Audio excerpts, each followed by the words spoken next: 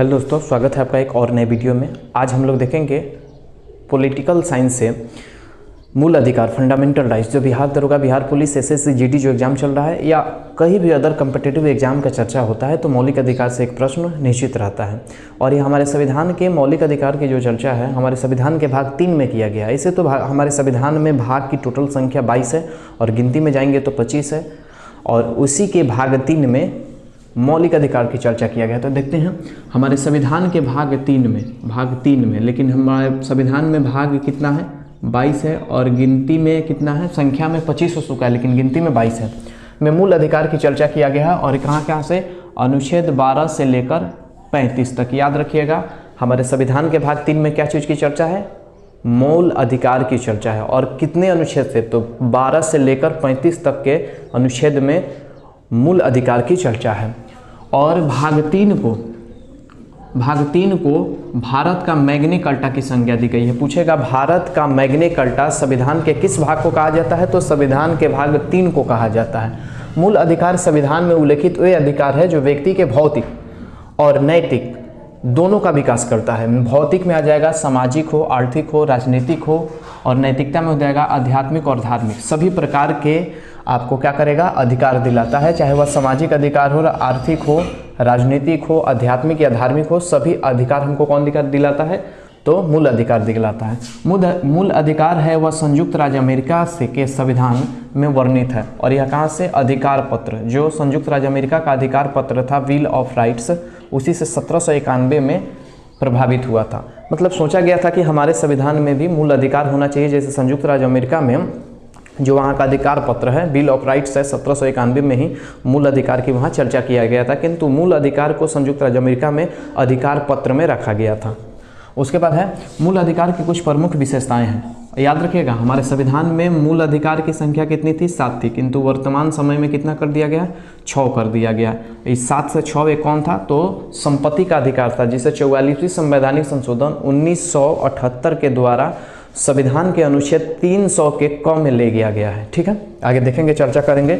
मूल अधिकार देश के नागरिक और गैर नागरिक दोनों को प्रदान किया जाता है, लेकिन कुछ ऐसे मूल अधिकार है जो केवल भारतीय नागरिक के लिए स्पेशल है। तो क्या है, मूल अधिकार किस किस को दिया जा सकता है, नागरिक, भारत के नागरिक हो या गैर नागरिक हो, जो भारत के नहीं नागरिक है उसे भी दिया जा सकता है।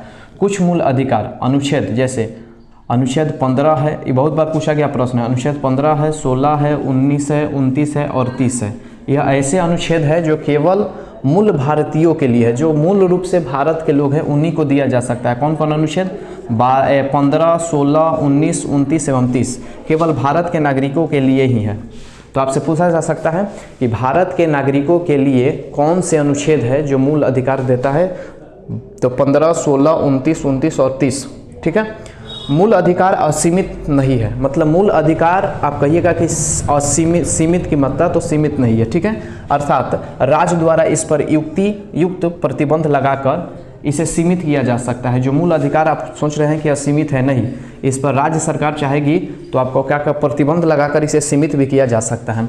अनुच्छेद जो 20 है और 21 के तहत दिए जाने वाले मूल अधिकार, राष्ट्रीय आपातकाल, देख लीजिए यह कितना बार पूछा गया प्रश्न है, राष्ट्रीय आपातकाल कौन से अनुच्छेद के तहत आता है, तो अनुच्छेद 352। याद रखिएगा राष्ट्रीय आपात कौन सा अनुच्छेद के तहत लगता है, तो अनुच्छेद 352 के दौरान भी निलंबित नहीं किया जा सकता है। बहुत इंपॉर्टेंट क्वेश्चन है कि कौन सा वह मूल अधिकार के अंतर्गत अनुच्छेद है, अनुच्छेद 20 और 21, जो राष्ट्रीय आपातकाल देश में लगा हो तब भी यह निलंबित नहीं किए जा सकते हैं।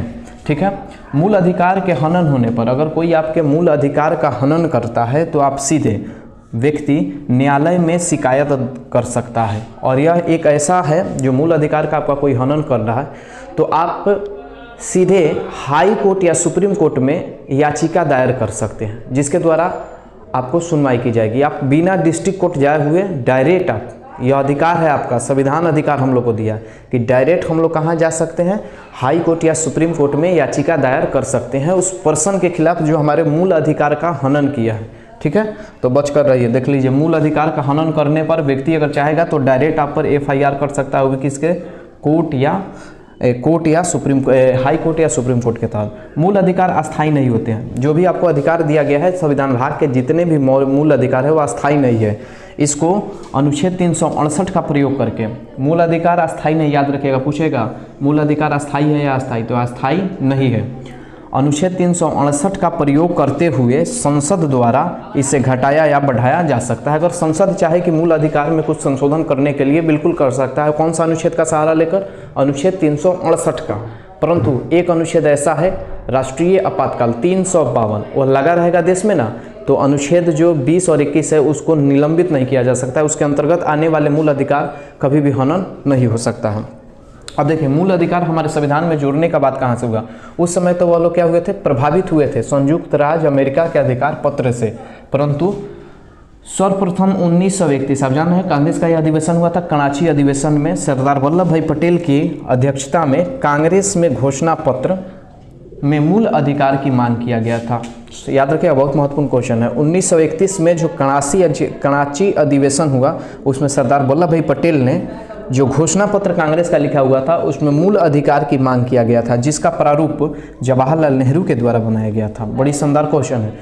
1931 में जो कांग्रेस का कराची अधिवेशन हुआ उसमें आप देख सकते हैं सरदार वल्लभ भाई पटेल जो कांग्रेस का मैनिफेस्टो निकला था, पत्र लिखा था, घोषणा पत्र, उसमें मूल अधिकार की मांग किया गया था और इसका प्रारूप तैयार किए थे जवाहरलाल नेहरू। लेकिन एक ध्यान रखिएगा, बहुत ही महत्वपूर्ण क्वेश्चन आता है, प्रारूप समिति।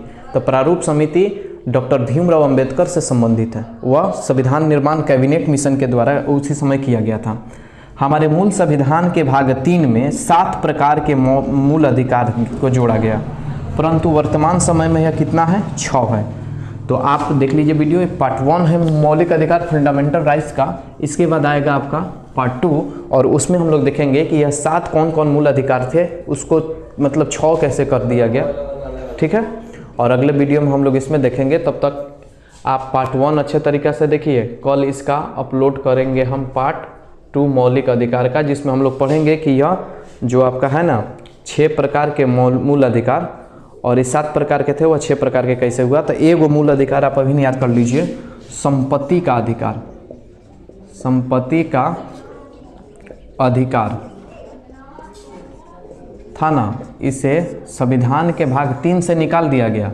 कौन से संशोधन के द्वारा? तो 44वें संवैधानिक संशोधन 1978 के द्वारा, मतलब 44वां संवैधानिक संशोधन 1978 में किया गया था। उसमें संपत्ति के अधिकार को भाग 3 से निकालकर और इसे आर्टिकल अनुच्छेद